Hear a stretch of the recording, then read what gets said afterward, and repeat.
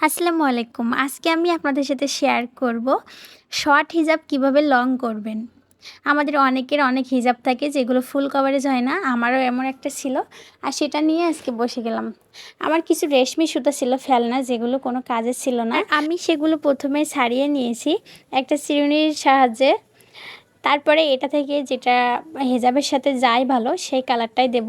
আমার হিজাবটা ছিল কালো কালারের, এটা হচ্ছে চেরি কাপড়ের, কিন্তু হিজাবটা একটু শর্ট ছিল, ফুল কভারেজ হতো না, এজন্য ভাবলাম যে এই কাজটা করে ফেলি। এটা আপনাদের আশা করি অনেক ভালো লাগবে।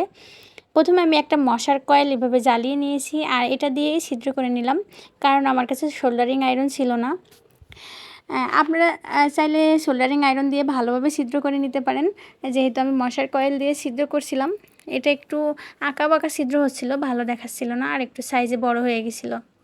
এবার আমি এর সাথে মিলিয়ে একটা কাঁচা কলার পাতা কালারের সুতা নিয়েছি, যেটা অনেক গর্জিয়াস ছিল, ক্যামেরাতেও ভালো ফুটছে আশা করি। এটাকে আমি প্রথমে 9টা ভাগে ভাগ করেছি।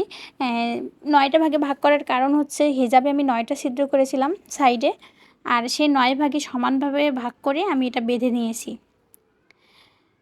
এই যে 2 ভাগ করে বেঁধে নিয়েছি, তারপরে একটা একটা সুতা থেকে আরও 2 ভাগ করে আরও একটা করে গিঁট দিয়ে নিয়েছি। এটা অনেক সহজ, আপনারা একটু ট্রাই করলেই পারবেন। আর যদি কারো বুঝতে সমস্যা হয় অবশ্যই কিন্তু কমেন্ট করে জানাবেন। এই যে ফাইনালি আমার হিজাবটা এরকম হলো।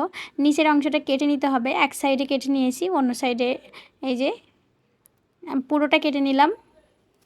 যাই হোক গাইস, এখানে কেমন লাগছে জানি না, তবে হিজাবটা ফুল কভারেজ হলো, প্রায় 5 ইঞ্চির মতো বাড়ছে আর দেখতে অনেক সুন্দর লাগছিল, যেহেতু কালোর সাথে অনেক ফুটছে। যাই হোক গাইস, আজকে এই পর্যন্ত, আবার আসবো নতুন কোনো ভিডিও নিয়ে। আল্লাহ হাফেজ।